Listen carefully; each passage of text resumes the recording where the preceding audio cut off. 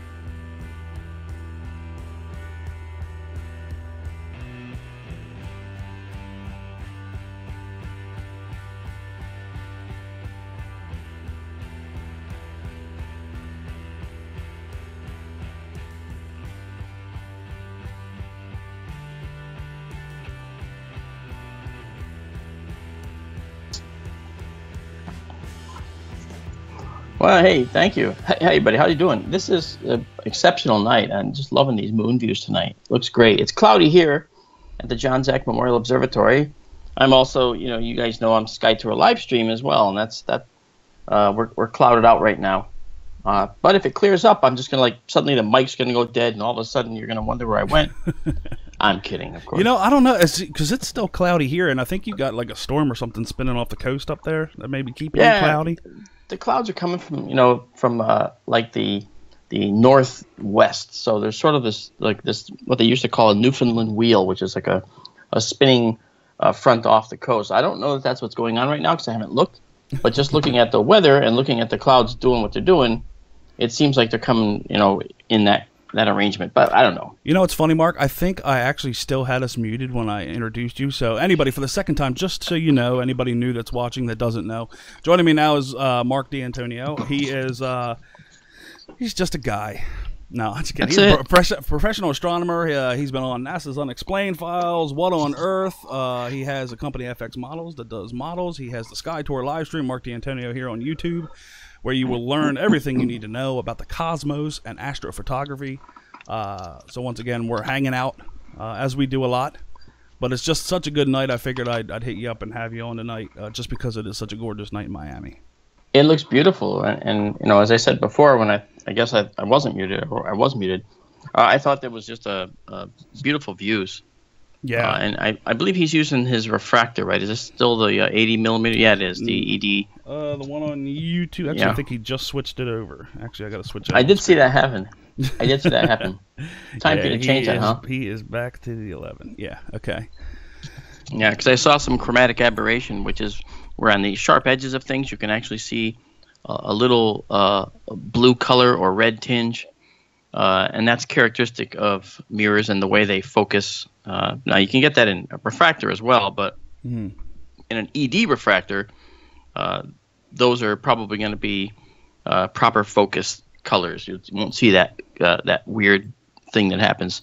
So when you look at the moon right now, in fact, on the screen, you can actually see that it's actually it has this blue tinge around the craters, and that's actually just characteristic of the telescope.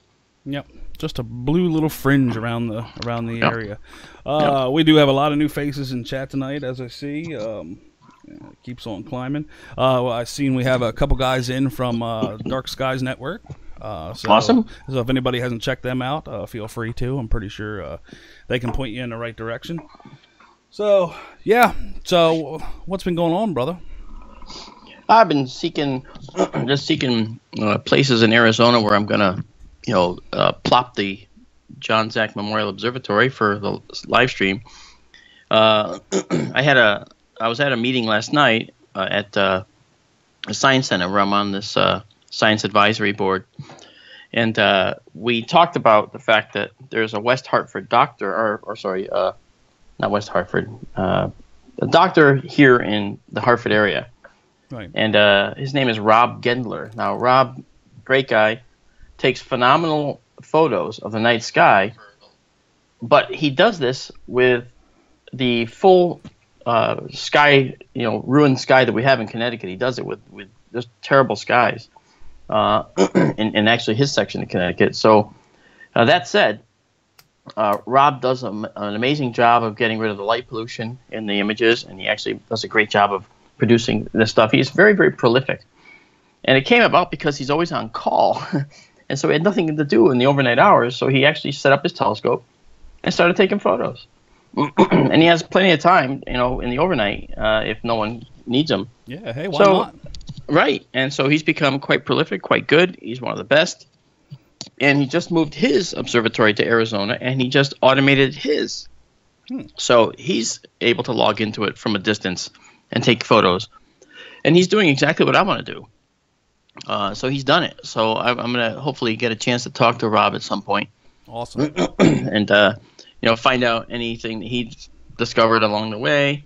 I know that, as a doctor, he had a specific set of requirements for his observatory because he's, very, very, he tries to be expert at this. And he is, of course. So that doesn't come without a price, and that price probably has to do with some very, very high-end automation software for the observatory, which is what I'm going to get as well. So it's really cool, and it's also going to make the views beyond exceptional. So we're going to do that, and I'll talk to him. But you know what, we were talking earlier about we were talking about Dave Schock and his CubeSat. And I had mentioned you and what you're doing now. It used to be called Ufo Talk, but the name has changed. And for anybody in the chat that doesn't know what this thing's going to be, you want to give a brief overview of what you're actually doing with that project? Yeah, I mean, I'm a science guy. My science is astronomy. That's what I got my degree in. And my specialty these days is exoplanets, or planets around other stars. So what I like to do is bring some science to the table to help solve this UFO question. You see, I'm not afraid to talk about UFOs, all right? I'm not afraid to say a UFO could very well be an advanced craft from an advanced civilization somewhere.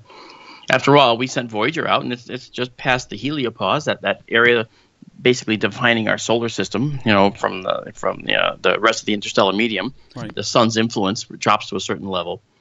And so when Voyager passed that, wasn't Voyager just a very slow-moving UFO that'll be found someday? Well, it depends on what your definition is of slow.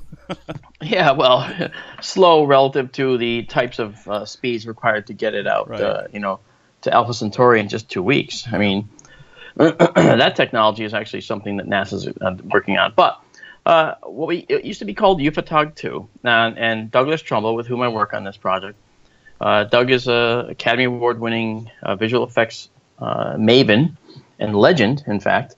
And I told him that we should consider, and he thought of this too. We kind of brainstormed this together. We should create another unit that's actually smaller than the original Ufotog system, which was based in a Humvee, a military Humvee, where the top would open up, and then this pan and tilt mount costing hundreds of thousands of dollars would come out with 5 or 6 big giant telescopes on it and scan the skies very rapidly, find things, track them. It worked. Mm-hmm. However, it's one vehicle. And, unless you've got an endless, bottomless wallet, you're not going to be able to make, say, 10 vehicles, okay? And and beyond that, that's beautiful on the screen. And beyond that, if you are unable to, get the data or have it manned by someone who can look over the instrumentation, well, then you're kind of stuck, and you're going to have to make sure that the person on the system is knowledgeable, up to speed, trained. And the problem with that is you're going to miss something, because you have one tiny view of the sky from on planet Earth. Earth is 24,000 miles around, okay, a little over, and it's actually 8,000 mile diameter planet. So it's just like when you look out an airplane window. You look out, and even if you stick your face to the window, you're only seeing a narrow cone view of the sky. The vast majority of the sky is missing from your point of view. So we're trying to do something a little different. We're trying to set up these UFO detection systems as tiny, that is, say, 2 feet across platters, we call them. They're covered with instrumentation and cameras. Nothing moves. It's all solid state, and it's all digitally manipulated data. The cameras are very high-end. And we want to actually be able to see if we see anomalous behavior in our skies. So to that end, we started looking for funding. We started talking to people. We did talk to Jacques Vallée. Vallée said he would certainly work with us. Vallée is actually a very good friend of Doug. So very good friend of Doug. So we got that far. But then I started to realize, people shy away from any type of project that has the word UFO in it. Yeah, unfortunately. And right now, we'll change that little by little, but we have to basically play the game. So the game is, now we're calling it the Aerial Anomaly Detection System.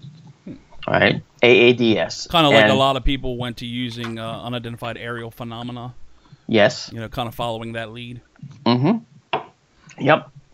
And the reason we had to do that, of course, is from what I just described. Now, the problem in the UFO world is that, and as MUFON's chief photo and video analyst, I see it all the time. I get videos taken on a cell phone, because that's what most people have now in their pockets, a cell phone that has a very, very good camera, by the way, typically. Mm-hmm. And they pointed at this thing in the sky. And the cell phone can't zoom. Some people try to pinch and zoom in the video, and it just makes the whole thing dance around the sky. Now, I have software that can lock onto the object and stabilize the video. That's not the problem. But anytime you do that kind of thing, you're tampering with the data. Right. And it makes it one more step removed from being perfect for analysis. However, you could have something there. But with all the cell phones and all the shaky video, my job has increased about 100-fold in the last about 5 years, I'd say. Now, that said, if we could take and make these unidentified, these aerial anomaly detection systems, and put, say, 200 of them all over the country in various places and locations where people are seeing things, and then all over the world where people are seeing things, and then in the water to float along in the ocean at depth at, say, 30 or 40 feet down, looking down to detect unknown submerged objects. Now, some of you are aware that the UK Sun did an article on me about the USO, unknown submerged object, that I saw, that I believe is what it was, because of the nature of what was shown, the nature of how the conversation transpired. You know what? Before you go any further with that, I just want to ask you, just because I never actually asked you this, and I wanted to. What was your opinion on that article? You think they nailed it? You think they stayed within context? Emma Perry wrote the article, and I sat with Emma Perry directly because she was actually at the Devil's Tower UFO Rendezvous, where I actually did a talk that included a short discussion on that event. Now, as my recollection of this is razor sharp. Okay, everything that I told her, she put in the article and left out the things I asked her not to put in, and I was very, very pleased with how she handled that. Okay. Which is not normal for the Sun. That's correct. They're a tabloid typically. They're the Inquirer of Britain. Okay, so you don't think of them as upstanding, honest. You look at them for scandal and rumor. Right. Okay, and headline clickbait. Yes, exactly. And then you go to 4 other things with ads before you get to what you want to see. Mm. So Emma actually put in only what was given to her, only what was told to her from me, and she left everything out that I didn't want her to include, including details of the actual person I met with years later to discuss it and so forth. She knew all that, and she didn't publish it, to her credit. So I got to say, very impressed with Emma Perry's writing. She nailed it. Good. Yeah. Now then, okay. Then of course a very popular group got a hold of it and started to make their own video based on the story, and they kind of embellished and added things to the story, but they did quote a lot from the story. So even they couldn't invent what they didn't know. Right. In this case, because there was too much they could have screwed up on. And so they got that mostly right as well. They wanted that professional astronomer comes clean about, submerged objects and stuff like it. Yeah. That's the path they wanted to take, but the information just wasn't there for them to take it. They couldn't get it all. They couldn't get everything. I merely, and they asked me to do an interview, which I said, if you want me to do an interview, I'll do it on my channel. I won't do it on yours. Right. And for anybody that's wondering who we're talking about Secure Team 10. Okay, I didn't know. Yeah, just so everybody everybody that usually frequents this stream anyway, pretty much knows about them. So now I'll say this, okay? Secure Team, they're blacklisted by the Mutual UFO Network, MUFON. We don't use anything they produce, and that's why I know no one at MUFON saw the video they did about me. That's right. Okay, they're blacklisted. They won't come in. They're not allowed, and it's because. It's not because we're closed-minded. It's because all they do is muddy the waters, typically. Right. But I will say this, and I'll never be found defending them. I will say this, though. The video that I watched, they didn't say a whole lot besides speculate that was obvious speculation outside of what I had said. So I can't say that they actually tried to make it this gigantic thing that it wasn't, because they didn't, but they had all kinds of still imagery, and they were drawing some conclusions, and that maybe could be a little far reaching, but that's what they do. Right. Yep. That's what they do. Yeah, the more and more I think about channels like that, the more I'm like, especially now, like, yeah, you had the whole adpocalypse thing going on that really took down a lot of UFO channels, just because, if they weren't going to make money doing it, they just weren't going to do it. So you've seen a lot of UFO channels shut down. Yeah. But well, I'm sure these guys are desperate too, because they're making money hand over fist, and now that financial structure has kind of become diluted. Yeah, but that's where Patreon comes in, and I know Tyler does have a Patreon stuff going on, and you know what? For people that want to see his content, great. You know what I mean? But I'm the more and more I think about it, I think he finally made it over 1 million subscribers, and to look at that from an outside point of view, don't you like? I don't know about. Well, I'm pretty sure I can speak for you on his behalf, but I would feel like a real sense of duty to stay in the realm of reality. You know what I mean? Yeah. Like almost do it as a public service to the million or so of people. It's like you got there. You're there, man. You have 1 million plus people watching. Shouldn't you be a little more? How do I want to put this? Be a little more circumspect. Yeah, about what you're putting out, and be a little bit more investigative. Do a little bit more research on the stuff that you put out. Well, that's the whole point. You see, if you have to do a lot of research, if you look at it as what you're being paid per hour to do that research, if all you care about is the money, then you won't do the research, because you'll see that, well, this is just going to be a 4-minute video, and why should I do 3 hours of research at my rate, which I think is $125 an hour or whatever, and that I'll never get that back with the new business model. And maybe that's true. I don't know, but we'll see. And ERO in the chat says like Tyler's more of a hobbyist, and I would agree with that. But at least I will give Tyler this. At least he doesn't go as far as the two twin brothers go. Oh God, yeah. When they say when they're like UFO experts stumped and astronomers stumped, like they did a video and that somebody pointed me towards, and it totally blew my mind. They were talking about like what was this in this crater? Astronomers are stumped, blah blah blah. And I looked at it and I was like, I had to comment. I was like, really? What astronomers have you talked to? Because obviously it was Herschel Crater, and you and I both know from Herschel Crater, when that Terminator comes approaching, and the way the light's coming at it, that thing can look like 700 different things every night. Yeah, that complex crater. And I was like, what astronomers are you talking to that can't, like, I understand, like, a lot of people, first time they see a complex crater, and for anybody who doesn't know, that's the crater that has, like, the little mounds in it that everybody insists are moon bases. Same as on Pythagoras and Jackson and Tycho even, so people, right. And Copernicus.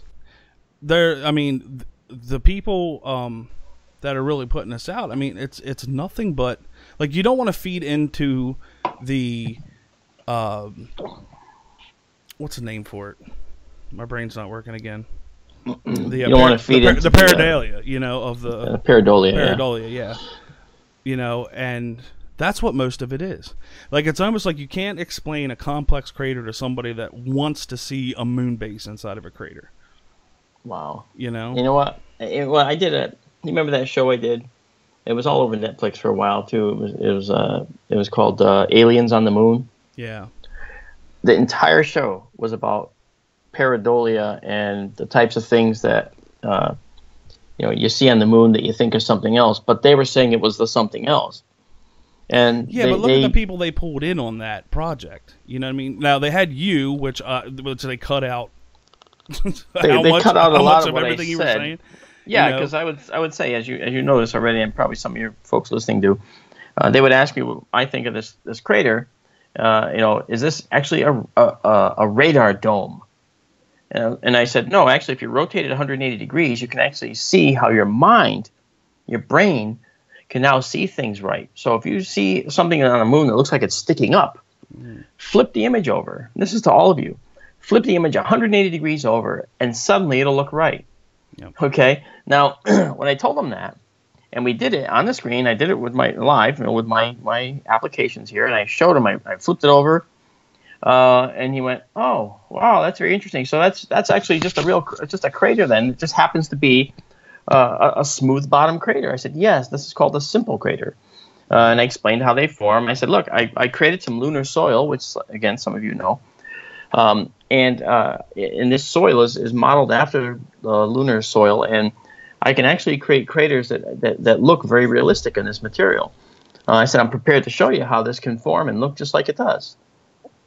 And the guy went in, looked at the soil, and then he said to me, "Yeah, that won't get on. That won't get on the air." Of course not, and they proceeded that to take explains away, that took away, and they also took out my 180 degree shift thing. I believe I didn't see that in the show, but that's okay. You know what? You're going to get misquoted. You're going to get misrepresented if you do this kind of work. And I don't think you were the only one, because you were on there. Our friend Amy shared title from over there, Vintage Space. She was on there as well as one of the commentators. It's just like, once again, it came down to the clicks. Who's going to be watching the program? Yeah. And it was easy. I mean, when you're, I mean, all the people that they pulled in for that weren't quote unquote experts like yourself or Amy or for that they had what's the guy, the moon base guy that they had on there insisting. Oh, yeah. Actually, he contacted me later and was a little bit mad at me because he thought that I was slamming him. And my answer to him was, I actually didn't even know it was you. Right. They never told me who you were. They just showed me the pictures. They never said where they came from, and I asked them, and they wouldn't tell me. So you had that guy. You had John Leonard Walsh and stuff, which we don't even have to go into at this point. So it's. I mean, I understand that people want there to be moon bases and stuff like that. Now, can we say there's bases on the backside of the moon? We don't know, really. I mean, truthfully, we can't observe it like we do here. No, you see, if there's going to be if an alien civilization is going to put a base on the moon, guess where they're going to put it? They're going to put it in one of the craters that never has sunlight in it. Yep. They're going to put it in the base of a dark crater, a crater that's perpetually dark. Okay, why? Because we'll never see it, not even with a lunar reconnaissance orbiter that has circled the entire moon. You can go, as I did a whole Sky Through live stream on this, as a matter of fact, on the LRO Quick Map, which is the Lunar Reconnaissance Orbiter Quick Map by Arizona State University. You can zoom in with your mouse wheel on the moon, like an image you see on the screen right now. You can zoom into that and zoom in, impossibly far until you can actually see individual little boulders on the moon. And the for anybody wondering, you can also see all the Apollo landing sites. And I was going to say, yeah, you can see all the Apollo landing sites as well. And you can also see them at different times because they actually have some overlays where you can change the lighting. And they're images from different points in the orbit, different image. So and it's pretty cool. And it has the front side of the moon and the back side of the moon. So you can see all the craters on the back side. You can see everything there. And one of the things I wanted to say before was when we talked about Herschel crater, right? Herschel, you said has that central peak that people mistake. Yeah. Yeah. Well, in order to combat that, one of the things that we're doing, and you and Bill, New York Skywatcher, we're offering these little 3D printed craters that people can buy if they want to, and it's not going to make us rich. We're not looking to be rich off of this, but it's a product that we make, and these are 4-inch by 4-inch craters. We can print these craters, and we mark where north is, and on the backside, and you can actually just put a bright light, and you can actually make the artifacts yourself at every point in the lunar cycle, and just watch how the sun dances in those craters just by moving the light around. Just by moving the light or the plate, and I think that's so. As a research tool, these little craters are actually very, very good because we use NASA data from LRO and the Japanese Kaguya, and we end up, we put these together. We use these terrain maps, these digital terrain models, and we actually get very, very good relief. We can exaggerate the relief or make it 1-to-1.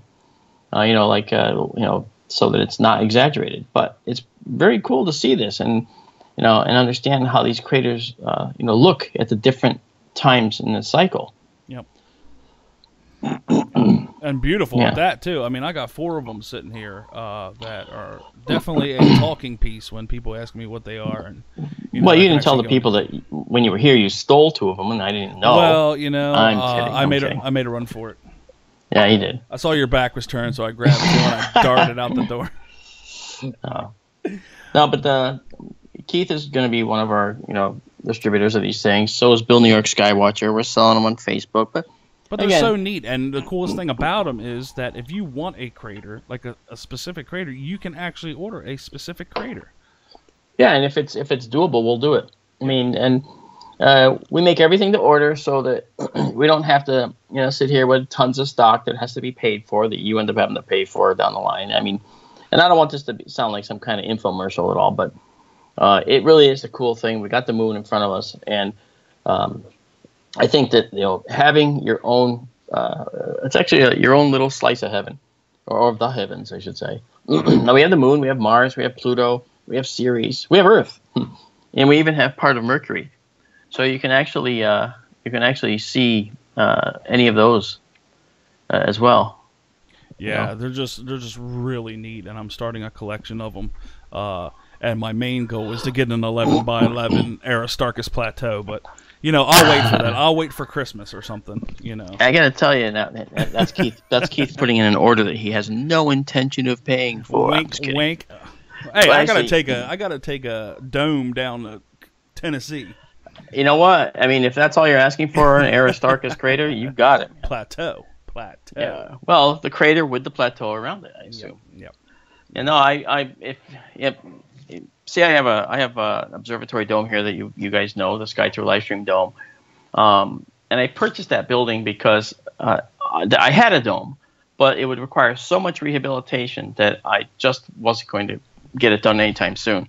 So, as part of my rehabilitation, I had surgery 2.5 years ago, and it kind of went wrong, and they ended up letting a few clots get into my brain, and I had 6 strokes on the table before I could ever wake up, and I was a quadriplegic, and I was blind when I woke up. Now, obviously, all of that got better for the most part. A little numbness here, a couple of little visual artifacts there, but nothing that stops me. So, as part of my rehabilitation, I said, you know what? I'm going to build the Sky Tour Livestream Observatory. And so I ordered the building. I dug the hole with a tractor, a backhoe that I have. I put in a concrete base, and then I put a steel pier on there that I had made at the shop up the street. And everybody in the town was into this. They're all trying to figure out. Most of the people I know that were part of this were trying to figure out, what can we do? What can we do? Can we help you out? What can we do? And it was just like, wow, nothing. I'm fine. I was having fun. So, while learning to talk again, learning to walk again, the telescope was, very, very heavy. And I saw the pier, once I had the pier installed that my son helped me put in, one of my sons. I saw the pier was sitting there, and the telescope was going to have to get lifted up, a number of feet to get up into the air, because it sits over your head in there. So I was thinking, boy, how am I going to lift this thing up when I can't even balance myself yet?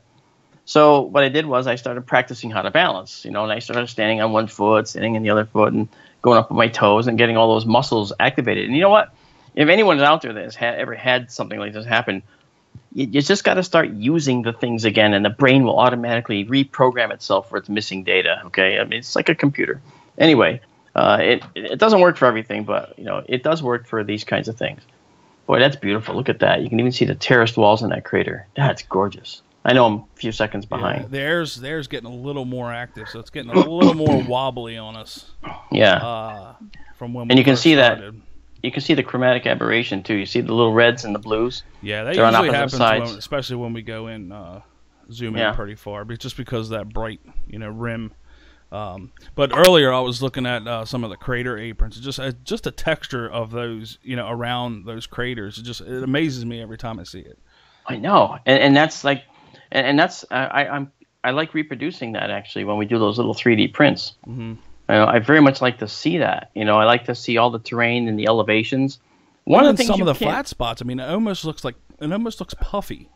Yes, and that's an illusion. Mm-hmm. That's an illusion because of the flat. Yeah, Yep. It is. And to prove it to yourself, if you look at if you get a 3D print of a particular crater, okay, then you actually look at the crater from the side and from the edges, and you can actually see the elevation angles. All the angles are correct. There's nothing manufactured here. We don't change any of the actual geometry of these craters. These are real. This is right straight from NASA data. Yeah. Pluto's landscape is from the New Horizons spacecraft. It took a whole series of digital terrain models as it went over, and we have those models, and so we can actually print those out anywhere on Pluto. Pretty much, there's a blind spot on Pluto. There's blind spots on everything except the Moon. Mm-hmm. The Moon, the initial craters that we had were from the lunar equator to plus 60 in lunar latitude and to minus 60 in lunar latitude. But didn't you get a little bit more? Well, that's what I'm getting at, yeah. And what I did was I'm dealing with the folks at the United States Geological Survey. And I started to, work with them, and I'm helping to, show them anything that doesn't work with their system. I let them know right away, and they get to fix it. They're honing the tool. They're honing this tool to make it work.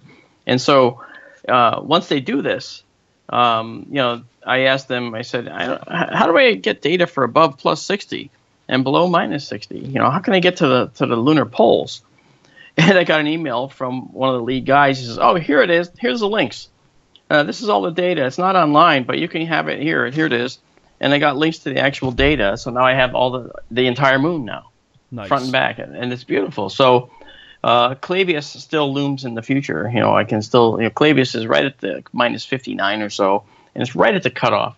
So it's hard to get that one, but I will have to, I'm happy that I can actually stitch a couple of the minus 60 and to 90 and 0 to minus 60s. I can just stitch some of those together, but it'll be exact, so it'll be pretty good.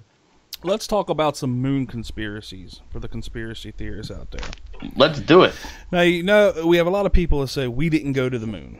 That is all big sound stage in Hollywood. They're right. Stanley Kubrick. The astronauts did. And that kind of stuff. Some of the ones, I'm just going to bring up a couple that I remember offhand. The water bubble in space.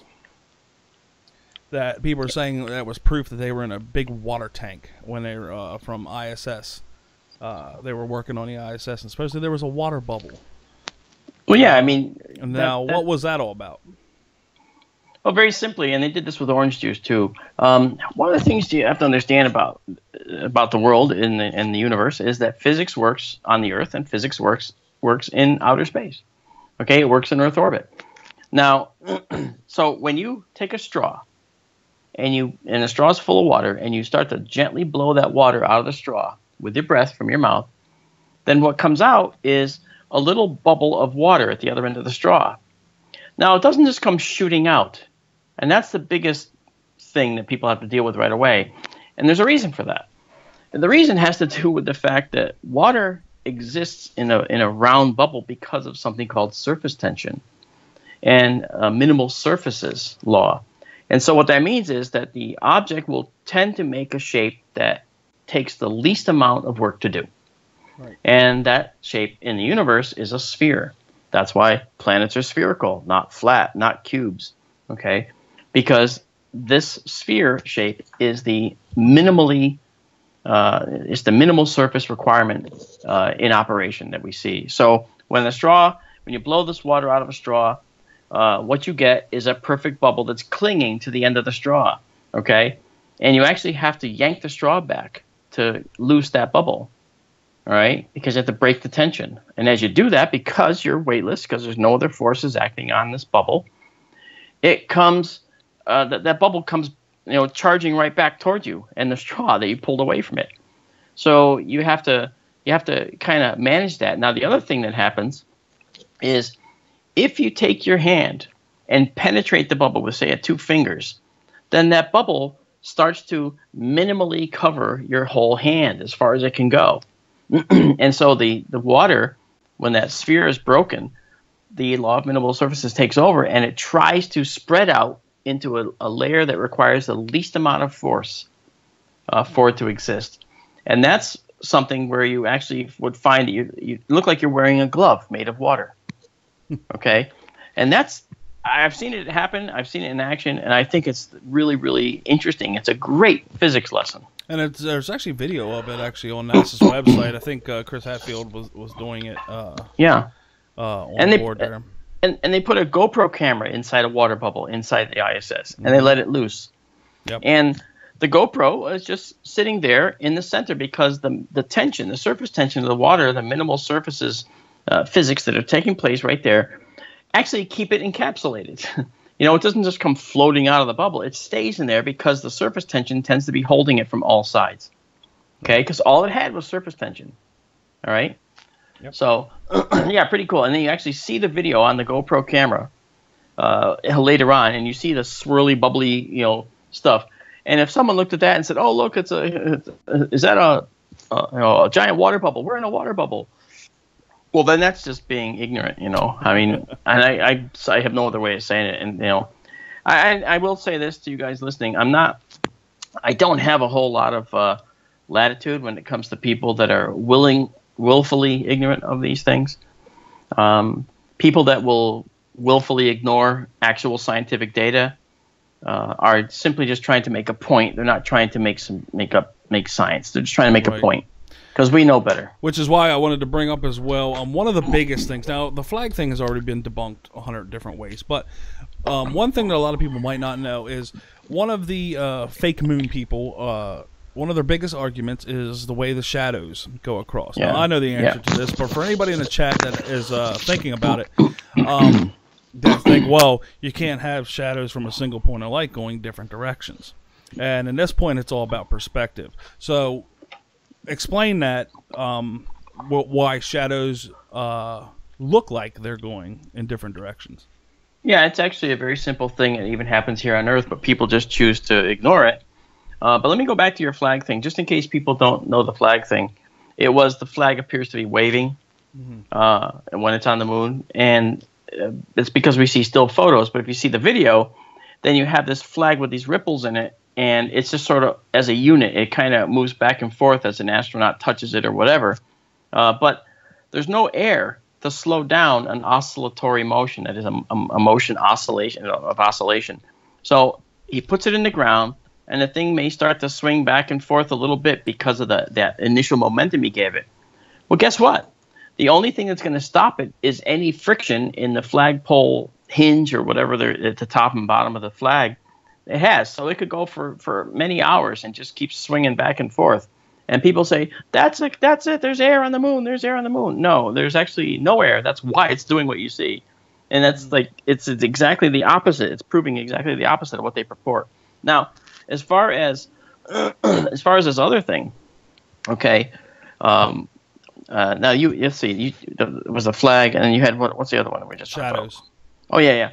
On one episode of NASA's Unexplained Files, that was the story. What's going on? How can these shadows be going the wrong way? And I said, they're not, and I can prove it. Excellent. That's exactly what we want. And to their credit, I got to tell you this. To their credit, Discovery Channel, they put on only those things like this that are factual, but they won't if there's. I squashed their story. They thought that the moon, they thought this was a good evidence of a hoax, and I said absolutely not, and I'll tell you why. And I was a dissenting voice. I call myself the voice of reason because that's kind of what I am. And they said, well, that's great. You know what? We're going to put that on because that's an explanation that needs to get out there. So when you look at the moon imagery, it's always taken from down at the height of the astronaut, looking off in the distance. Now, there's several things going on here. The distance. How far away is that distance? Well, here on Earth, you can see a mountain range, and you can tell that one range is farther than another. How do you know? Because it looks hazier in the distance. We know that, right? And you can tell automatically which mountains are near, which mountains are far. Further, they have trees on them here, and you can see that, you know, the distant ones, they look sort of like a blue haze. The closer ones, you see a little modeling that might be the trees, and the closer ones still, you can actually see some individual trees. That's how you know they're closer and farther away. Well, on the moon, there's no reference points like that. There's no air. There's no haze in an atmosphere at all. So when we look at that, you know, the distance is already screwed up. That's for one. So when you see these hills in the distance behind the astronauts, it looks like they can just, you know, drive about half a mile over and just start climbing the hill. Right. When in fact they might be 20 miles away or 25 miles away. There's no way to know, okay, unless you actually know where they are and you know where the hills are. So that said, when you also look at these long shots like this, you see that there's shadows, through a crater or by an astronaut or by a rover, and it looks like the shadows might be going to the left and to the right. It looks like they're going the wrong way. And I said, no, that's not true, and I'll show you how. So I actually built a moon. We built a large square tabletop, not tabletop, but very large model of a lunar surface. And I went up to the studio, to Doug's studio, and I said, I need to borrow a 1K, which is a 1,000-watt light. And he said, what for? I said, I'm doing a shot for NASA's Unexplained Files, and I got to have a sun. Oh, yeah, sure. So I took it, and while I was there, I took a bunch of stands for helping out. So I came back. I set up the moon at a long distance away. I put the light at the other end, one light, and had all these craters. I even had one of my visual effects guys made a lunar module. He's actually very good at that. He's done these for people before, the actual lunar module. And he modeled a beautiful lunar module and astronauts for this shot. And we did it in forced perspective, so there was a tiny astronaut by the lunar module and a larger astronaut up in the foreground near the camera. Anyway, from the low angle, when you're looking, you saw the shadows going the wrong way. Okay? And, you look to the right and there's one light in the distance. So where's that other shadow coming from? It's coming from the fact that the terrain is uneven. So when light is going down, when a shadow is going down entering into a crater, you can just see the edge of that crater. Then the shadow drops to the left somewhat, okay, if it's on the left side. And it looks like it's dropping off to the left. Similarly, on the right side, if you see something drop, it looks like the shadow's dropping off to the right. For all the world, it looks like you've got some kind of studio lighting going on. Right, and once again, for us looking at the pictures of it, from the missions, because you don't know distance up there, it might look flat, but in actuality, it might be on a downward, upward, it might be highly fluctuating between the 2 points that you see, because we don't know what the distance is between them. And it was, in fact. If you ever saw the Apollo mission where they landed near Surveyor Crater, and the astronauts went to look at the Surveyor remote lander that landed about 3 years earlier, the lunar module was high up on a hill relative to where the astronauts were. Mm-hmm. So they had to go downhill to get to it. But when you look at it from like this view, like we're looking on the screen, you don't know the elevations and how that works, but it goes up, it goes down. So anyway, we had these craters and we had these shadows going all the wrong way. And they said, Mark, this is brilliant. We've got these craters showing the shadows going the wrong way, because they're a British team. and they said, now what do we do? I said, now you just raise the camera up. We don't change a single thing. Just raise the camera up and look down on top. And when they did, there was silence. Yep. Because they said, wow, this really does show that one light can do it, because from above, all the rays, all the light, all the shadows are perfectly parallel. Yep. From above. It's all perspective. Low angle photography is very misleading and can be very misleading. So that's it. That's how that works. And there you have it. If anybody else has any other moon questions or stuff that they heard that they're not quite sure about when it comes to moon conspiracies, feel free to type them in the chat. We'll see if we can see them and answer them the best we can. But man, oh man, what a good night. Yeah, apparently Bill is streaming. Is he? Yeah, Cuppy says that. Cuppy Cake. Cuppy. That's a great name. Is it Bill streaming or is it Jello streaming, maybe? It says Paul Keith Bill is streaming. Oh, very good. So he must be trying to catch some leftover meteors. Well, he's gonna be there a while. Yeah, Orion. Hey, guess what? What's the that? other night I had a guy call me. Actually, a cousin of mine, and he called me through my niece, and she goes, "Yeah, Uncle Mark, Uncle Joe, we'll call him Uncle Joe. Uncle Joe was in his house, and he heard something hit the roof, and he went out, and on his patio, he thinks he has a meteor that fell on his roof." Nice. Yeah, so I'm thinking, okay, well, if that's the Orionids, that's what Halley's Comet, yeah. Mm-hmm. So that's pretty cool. So I had him come up yesterday, and I looked at it under my binocular microscope. We studied it, and it looks like it has a lot of pyrite in it, and meteors can have pyrite in them, as I discovered. Because I'm not really that knowledgeable of meteors per se, just so you know. I mean, I'm knowledgeable about astronomy in general, but not so much about meteors. I only because I'm not a meteor collector. I do have one here, but it's an Argentinian meteor. It's solid iron.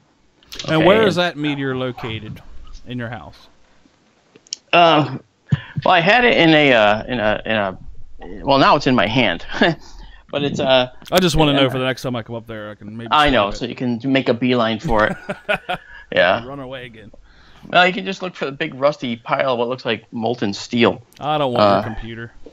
That's a good one. That was quick. Holy Zing, badum. Kaboom. Yeah, and it was just a rusty pile of molten metal at one point because I had to totally fix it.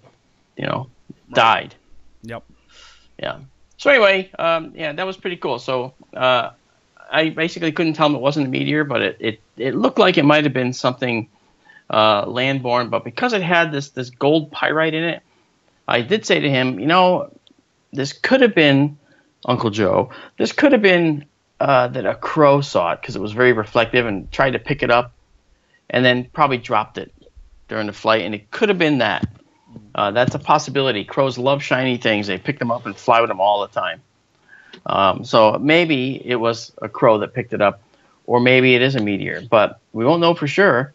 It just doesn't look like a proper meteor to me. It doesn't have that undulating pits in it that should have. Watch this on screen. Even the clearest of nights, where there's not a cloud to be found, look what happens when it starts cooling off in Florida.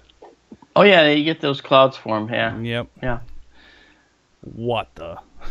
Let me see where the moon is actually. You can actually hear when in Connecticut. Still up pretty good. As soon as the sun goes down on a beautiful clear night, if there's any moisture in the air whatsoever, all right, any moisture in the air, you start to see these high altitude clouds forming right in front of your eyes. If not haze. Yeah.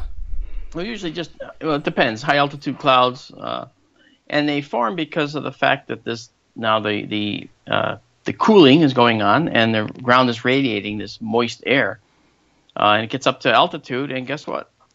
It condenses and forms clouds. Yep. Yeah, that's what we're going to do. And you know what? We should do some shout-outs in chat for everybody watching. Cool. So if you wanted to shout out in chat, be sure you're actually participating in the chat down there. I'm going to run through the participants list because that's usually the easiest way, but sometimes it does leave some people out if you're not actually chatting or haven't chatted for a while.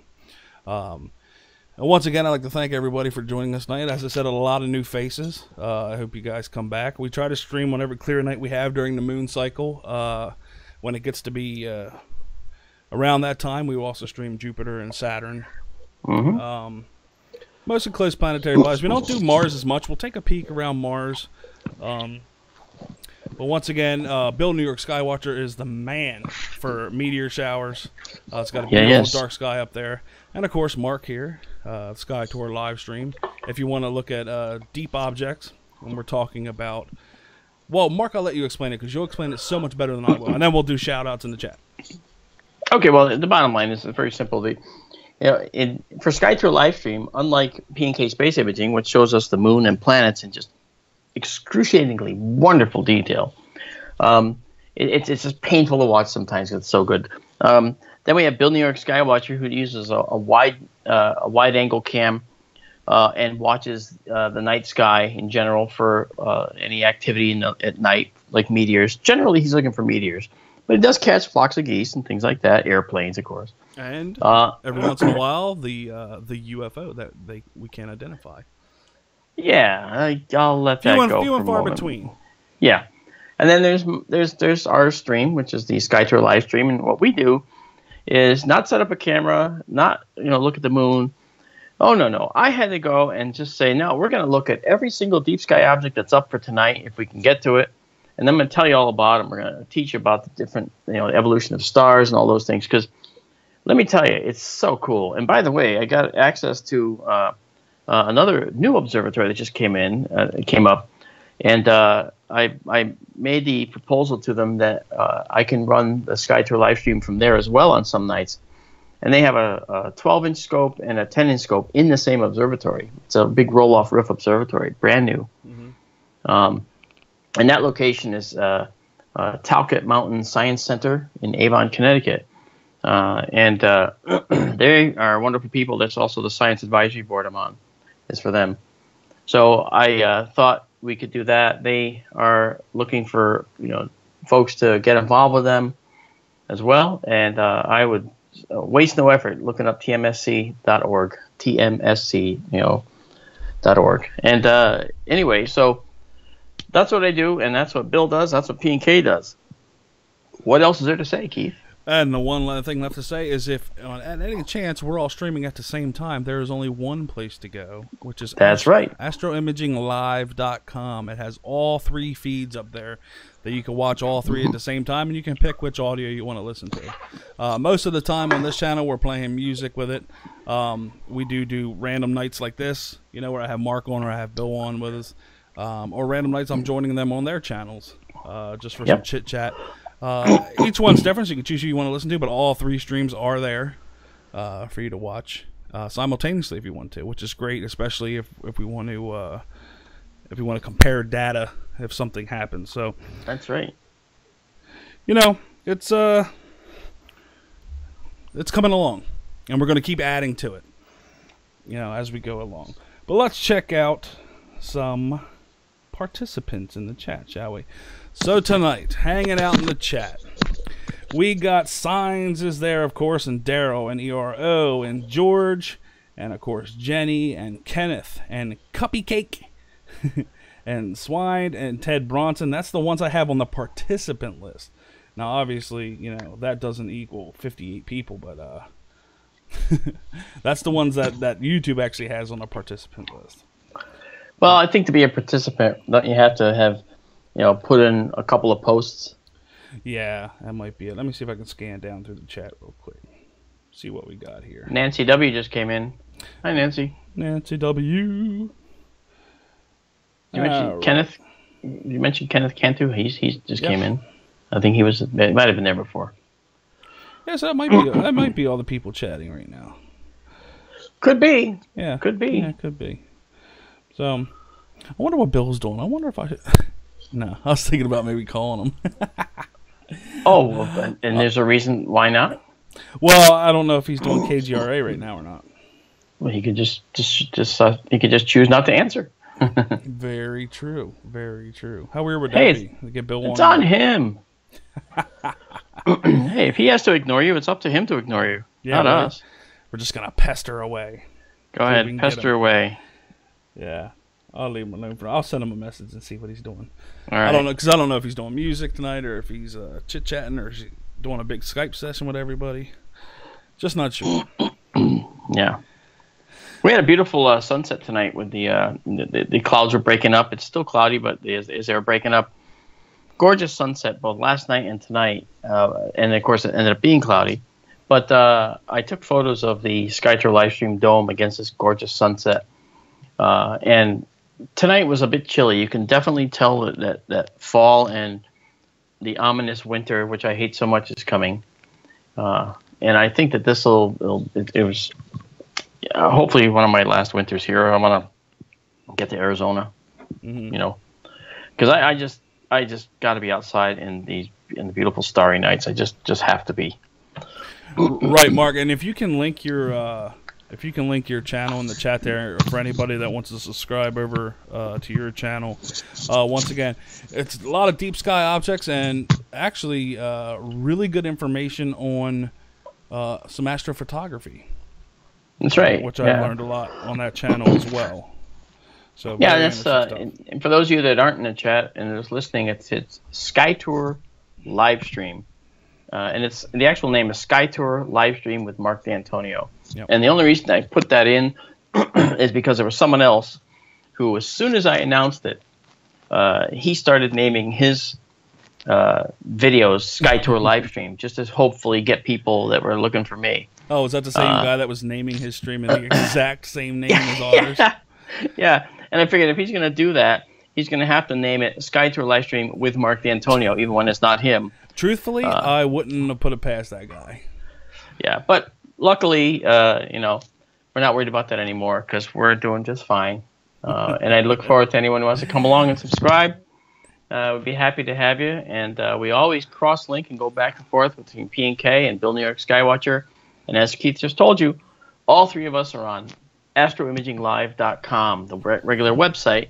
So that's not on social media. That's just the Astro Imaging Live. But on social media, I do believe we have an Astro Imaging Live Facebook group, correct? Yep. And there's a Sky Tour live stream Facebook group that our own Amanda Curran put up for us.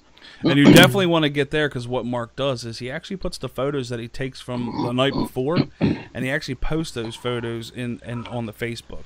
After stacking and whatnot, it's gorgeous. Yeah, that's right. That's right.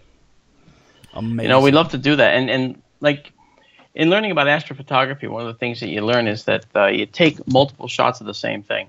Right. And there's a reason. Obviously, if it's a faint object and you have 10 photos of the same faint object, same exposure time, same sensitivity settings, if you could somehow figure out a way to put them all together, then those individual frames that have the faint information about this galaxy, say, those 10 different frames will have 10 times the amount of faint galaxy to show.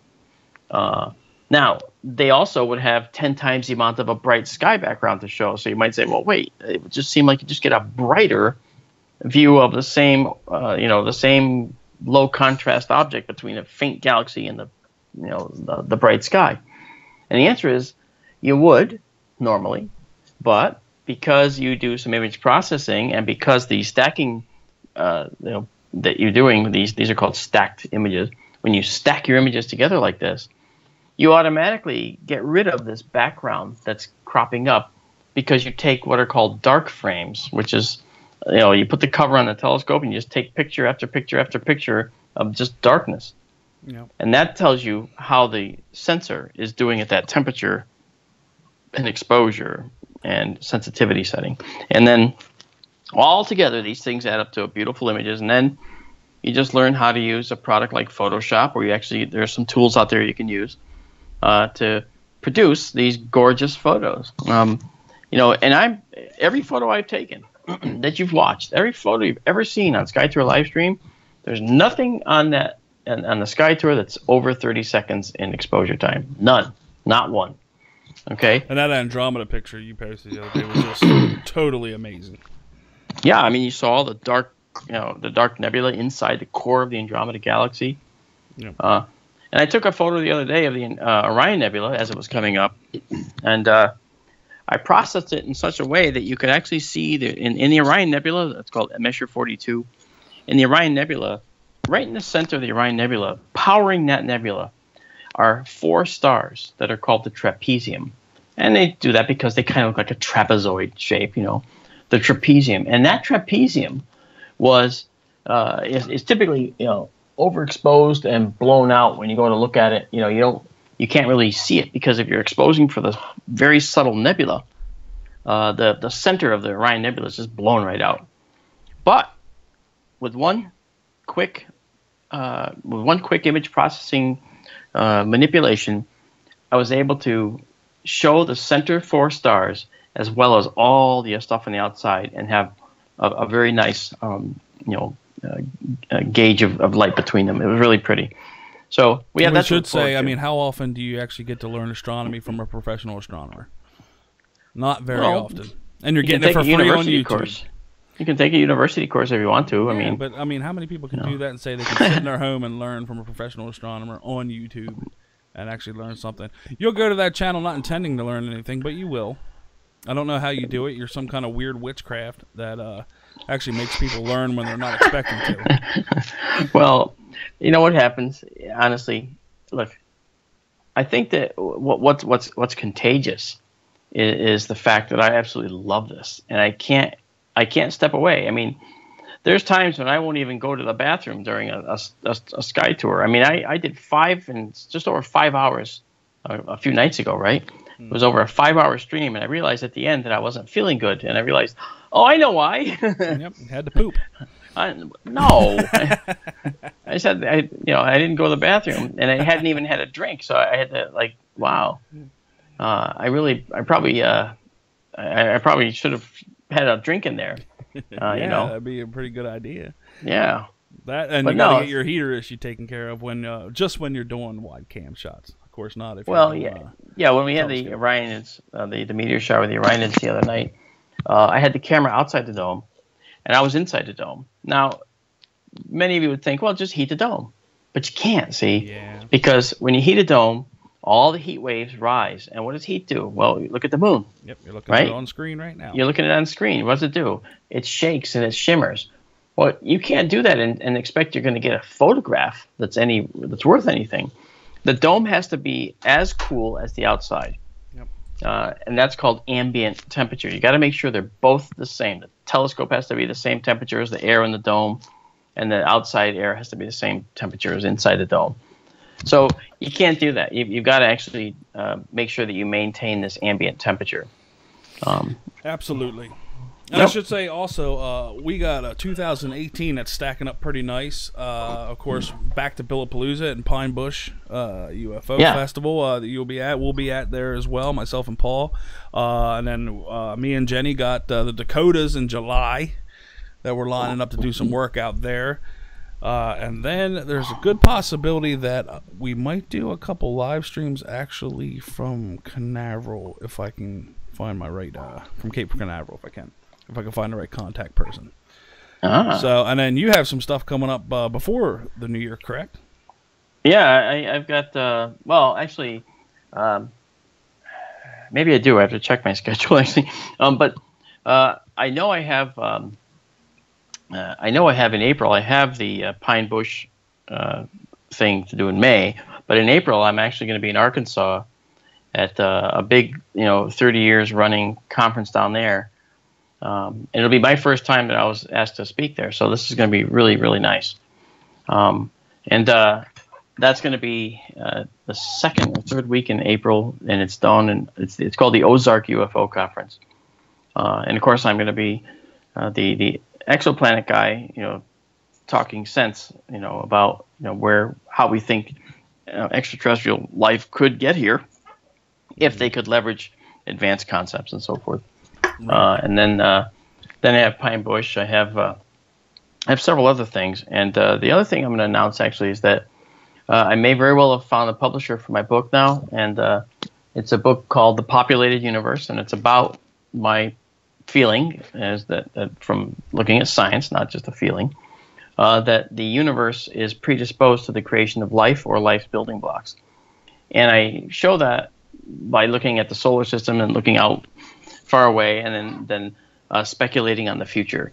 Now, usually when you're in science, you're frowned upon if you do really wild speculation. But you know what? The universe is a wild place. Yep. And we need to do wild speculation. It's not speculation that's so off the wall that even an advanced civilization would read the book and say, oh, this is crazy. Okay. Well, we need the same amount of enthusiasm of the people that actually go looking for USOs with the people that are actually investigating them and trying to come up with answers for them. That same enthusiasm needs to be, across the board between both groups. Yeah, I just joined another science team actually. That's I was invited to join, and it's it's called the SCU, and it's actually a group that is going to investigate UFO sightings like MUFON does. But it's good to have an alternative, approach. And so MUFON's approach is approach A. It's valid. It's withstood the test of time. And the SCU's approach is valid, and I suspect it will withstand withstand time. It's going to be just fine. And it's always good to see it from a different angle like that. So I'll belong to both groups and work on cases and so forth for both groups. Right. But it'll be interesting to see what happens. Awesome. And I will say we probably will just about wrap it up. Paul said the wind has shifted to the south, which is bringing us in the clouds off the ocean from where he is. So it's not looking good. They keep kind of forming right off the coast there. Plus we're way past zenith. But tomorrow night, if it happens to be clear, right at dusk is the prime time. It should be right up around zenith. If it is as clear as it was tonight, expect the 12-inch scope to be out and finally be tested. We were going to do it last night, but it was just the air was just way too active last night. Yeah, but we stuck with the 9 last night, and it wasn't too bad. Tonight was beautiful with the 11. Got some really still air, but now, as you can see, some clouds are moving in. So I'll leave it on for a little bit, but I'll take me and Mark off of here, and we'll just finish it up with music, and then I might go over, jump on Bill's channel, and just chit chat with him a little bit. I'm pretty sure Mark, you'll pop in there at some point. Yeah, we'll just go over to Bill's and get on the air with him and just stop him cold doing everything, Yeah, right. But as for hearing for us, I guess me and Mark will wrap it up. But once again, thanks for everybody for joining us and listening to us. And hope you all have a good night.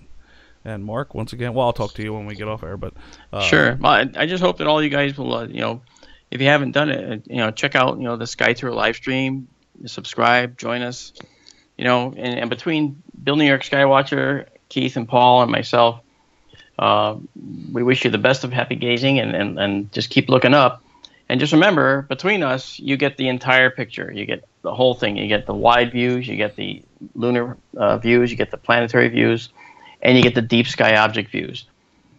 It's the whole package. One-stop shopping.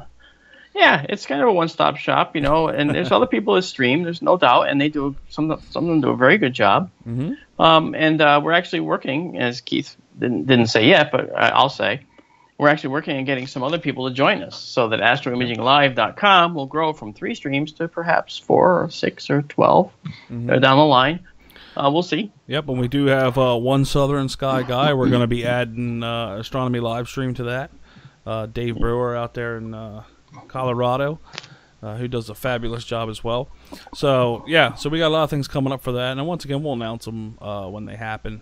But yeah, our main goal, we definitely need more Southern Sky ones, just because the stuff that we don't get to look at, us being northies up here in the northern hemisphere. But yeah, and Keith wasn't suggesting that the guy in Colorado was a Southern Sky guy, so don't confuse that. He was just saying that's one more that we want to add. We do have we do want to look at down the Southern Sky because how many of you are familiar with the Magellanic Clouds? Yeah. And you'll say the Magellanic who? The Magellanic Clouds. These are 2 dwarf galaxies that are companions to our own. Yep. Now, those of you that know the Andromeda Galaxy, which is Messier 31, you know that it has 2 elliptical galaxies that are companion galaxies to it. All right, and we have companion galaxies as well, but ours are called the Magellanic Clouds. They're actually irregular dwarf galaxies, is what they're called. So, see, we don't see them. Yep. We can't see them. You've heard of the Eta Carina Nebula, perhaps, or you heard of supernova 1987A, a supernova that was seen in the Large Magellanic Cloud, but you've never actually seen the Magellanic Cloud, and that's one of those things we'd like to do. We'd like to bring you there. Now, I've been a member of SLU, which is a network of telescopes around the world. There's a few, and there's a set in Chile. There's a set on Mount Teide in the Canary Islands. So we have northern and southern hemisphere skies, and we can image stuff, on the screen and just image it. But it's a little bit limiting for me because you can. Yes, that's right, Daryl. M32 and M110. It's limiting, but you have the ability to get some photos. But you're not at liberty to, suggest how long you might want to take a picture. You're not at liberty to, say, how long you can expose for, which object you want. You have to depend on like a little tiny slot that you get. So with Sky Tour Livestream, for instance, if you're in a chat, you can just say, hey, can we go look at your object here? And if it's up, we'll check it out. And we'll talk to you specifically. We'll single you right out and say, here you go, Bob. Here's your show. Here's what you want, Daryl. Here you go. This is what I got, and I'll get you the photos. And then the photos will appear on the Sky Tour Livestream companion site. And so, P&K is probably going to end up having to stick some very nice moonshots up there on their site too, because they're going to have to make a companion site for P&K, I think, on Facebook as well. Yeah, it's all in the works. And as I said, we're just going to take our time doing it because if we do it, we want to make sure we do it right. Yep. But on that note, Mark, I want to thank you for joining me again. Always fun. And we actually stayed, a little over an hour this time instead of saying we'll talk for 20 minutes and 4 hours later we're still going. And we do, don't we? So it worked out pretty good. But thank you once again for joining us. It's the Sky Tour Live Stream, Mark D'Antonio. And, of course, you're watching P&K Space Imaging. And we will check you guys out tomorrow night. Hopefully, I'll leave the stream run for a little bit. I'm just going to pop the music back on and kind of just let it go from there. And then I'll put the wrap-up lettering on the screen whenever we decide to actually wrap it up. So, once again, thanks for joining me, Mark. And thanks, everybody, for listening. And have a good night, everybody. Good night, everyone. Yep. Have fun. Yeehaw. Yeehaw.